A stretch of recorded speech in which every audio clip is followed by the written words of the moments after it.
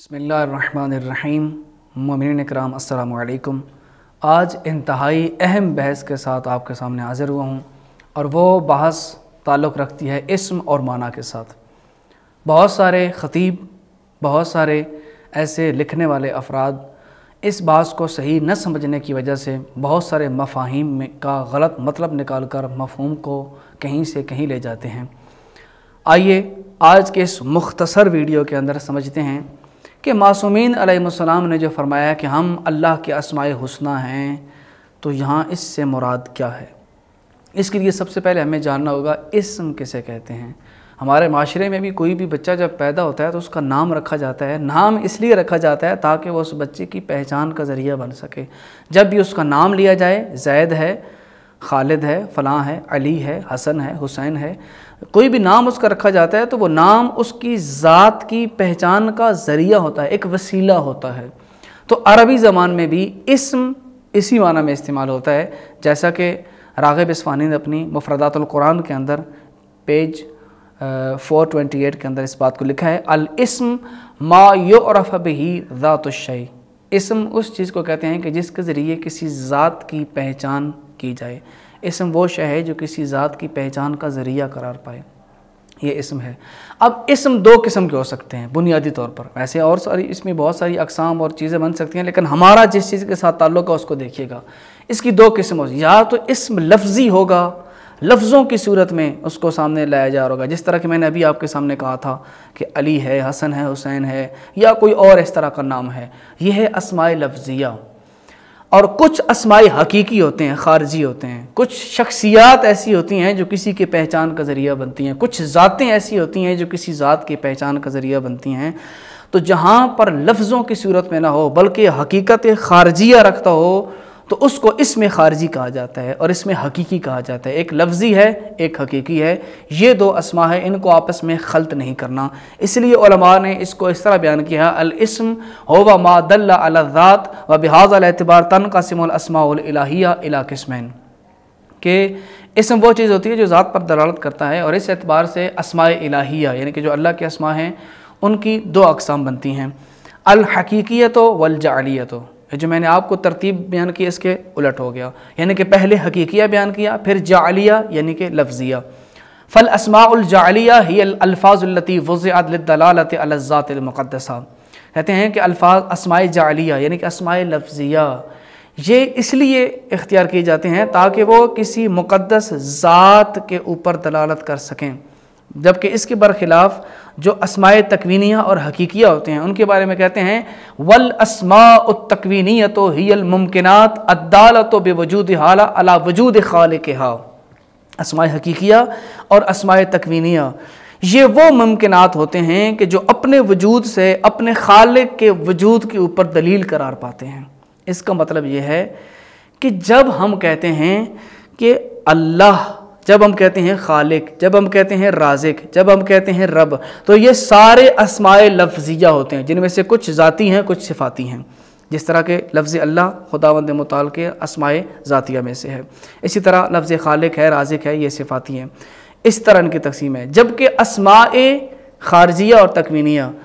اور اس بھری کائنات کے اندر اگر آپ تلاش کرنا چاہیں گے کہ وہ کون سی مقدس ہستیاں ہیں کہ جن کے وجود اس خدا کے ہونے کے دلیل ہیں، تو ہر مومن یہی کہے گا کہ محمد و آل محمد ہیں، کیونکہ محمد و آل محمد نے خود فرمایا ہے کہ بنا عرف اللہ بنا عبد اللہ، ہمارے ہی ذریعے سے خدا کی معرفت ہوئی اور ہمارے ہی ذریعے سے خدا کی عبادت کی گئی۔ یعنی کہ اگر ہم لوگوں کو حقیقی خدا کی معرفت نہ کراتے تو لوگ حقیقی خدا کی معرفت حاصل نہ کر سکتے، اور اگر ہم عبادت کر کے نہ بتاتے تو حقیقی معبود کی عبادت کا تصور لوگوں میں نہ ہوتا۔ اس کا مطلب ہے کہ معصومین علیہ السلام یہ خداوند متعال کے اسماء لفظیہ نہیں ہیں،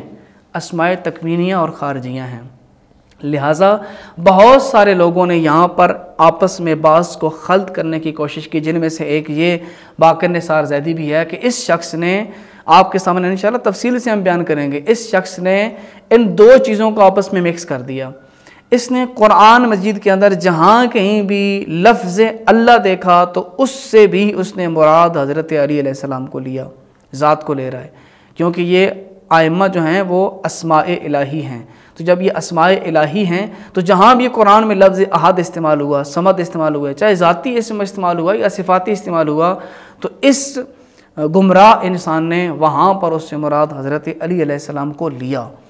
اب دیکھیں معصومین علیہ السلام نے کتنے واضح الفاظ میں اسم اور معنی کی حقیقت ہمارے سامنے بیان کی، جیسا کہ ابھی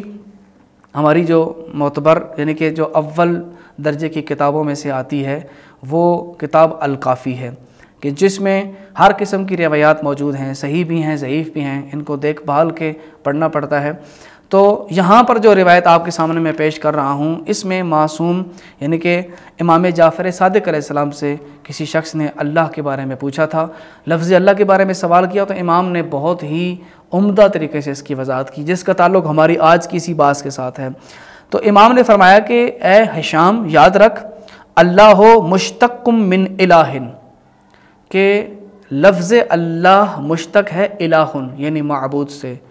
اور اس کے بعد فرمایا کہ جب ایک معبود ہے تو ضروری ہے اس کا کوئی عبادت کرنے والا بھی ہو، والاسم غیر المسمى۔ اب کہا کہ ایک ذات ایسی ہے جس کو اللہ کہا جاتا ہے،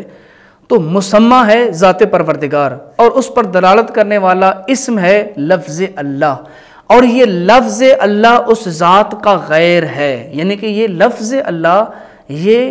اسماء لفظیہ میں سے ہے، اسماء جعلیہ میں سے ہے کہ جو حادث ہے اور مخلوق ہے۔ اب یہاں پر توجہ کیجئے گا، امام نے فرمایا من عبد الاسم دون المعنی، جس نے صرف اسم کی عبادت کی معنی کو چھوڑ کر فقط کافر، اس نے کفر کیا، یعنی کہ جو صرف لفظ اللہ کی عبادت کر رہا ہے وہ کفر کر رہا ہے، ذات پروردگار کی اگر عبادت نہیں کر رہا۔ پھر اس کے بعد فرمایا وَلَمْ يَعْبُدْ شَيْئًا، اور اس نے کسی چیز کی عبادت نہیں کی، وَمَنْ عَبَدَ الْإِسْمَ وَالْمَعْنَى، جس نے اسم اور معنی دونوں کی عبادت کی، یعنی کہ لفظ اللہ کی بھی عبادت کر رہا ہے اور اس کے معنی کی بھی عبادت کر رہا ہے، فقط اشرکا، اور اس نے شرک کیا، وَعَبَدَ اثنین، گویا کہ دو معبودوں کا وہ بندہ بن گیا، وَمَنْ عَبَدَ الْمَعْنَى دُونَ الْإِسْمِ، جس نے صرف خداوند متعال کی ذات کی عبادت کی، فَذَلِكَ التوحید، تو یہی توحید ہے۔ یہ مختصر بیان تھا آپ کے سامنے، یہ صرف یہ واضح کرنا ہم چاہتے تھے کہ ہمارے نزدیک جو اسم کہیں لفظ اسم استعمال ہوتا ہے تو اس سے مراد کیا ہوتا ہے۔ جب یہ الفاظ کی صورت میں ہوتے ہیں تو اسماء لفظیہ ہوتے ہیں، اور جب یہ کسی ذات کی صورت میں خدا کی پہچان کا ذریعہ بنتے ہیں تو یہ اسماء تکوینیہ ہوتے ہیں اور اسماء حقیقیہ ہوتے ہیں۔ بس اس فرق کو ذہن میں رکھیں، اور اس کے بعد انشاءاللہ اگلے آنے والے حصوں کے اندر آپ کے سامنے ہم بیان کریں گے کہ اس شخص نے جہاں بھی قرآن مجید میں لفظ احد، صمد یا کوئی بھی ایسی صفت استعمال ہوئی ہے اس کا مصداق علی علیہ السلام کو قرار دیا، اور یہ ہستیاں اللہ کی معتبر ترین ہستیاں ہیں، اس کے وجود پر دلالت کرنے والی ہیں۔ آیت اللہ خوئی رحمۃ اللہ علیہ نے اپنی تفسیر البیان فی تفسیر القرآن کے اندر ان ہستیوں کا وہ مقام ہمارے سامنے بیان کیا، فرمایا کہ ان الموجود اذا کان اتم کانت دلالتہ اقوی، کہ جب ایک موجود تام ہو تو اس کی دلالت زیادہ قوی ترین ہوتی ہے، یعنی کہ ایک ایسی موجود ذات کہ جو کامل اور اکمل ہے تو اس کی دلالت بھی اسی طرح مضبوط ہوگی۔ کہتے ہیں وَمِنْ هُنَا اطلاق اسماء الحسنى علی الائمۃ الہدیٰ، کہتے ہیں اسی وجہ سے ائمہ ہدا پر ان چیزوں کا اطلاق ہوتا ہے، یعنی کہ ان کو اسماء حسنہ کہا جاتا ہے، جس طرح کے بعض روایات کے اندر بھی پایا جاتا ہے۔ اس کا مطلب یہ ہے کہ جتنے بھی مخلوقات موجود ہیں ان میں اتم ترین موجود اور جو مصداق ہیں، جو ذات ہیں، وہ معصومین علیہ السلام ہیں، اور اسی لیے ان کی خداوند متعال کے ہونے پر دلالت بھی سب سے زیادہ قوی اور سب سے زیادہ مضبوط ہے۔ یہ ہمارا موقف تھا۔ اب انشاءاللہ اگلے آنے والے قسطوں میں آپ دیکھیں گے کہ اس شخص نے اس مفہوم کو کہاں سے کہاں تک اس کو پہنچا دیا اور کس قدر شرک اور گمراہی کے گڑھے میں عوام کو پھینکا۔ اسی کے ساتھ آپ سے اجازت چاہتے ہیں، خدا حافظ۔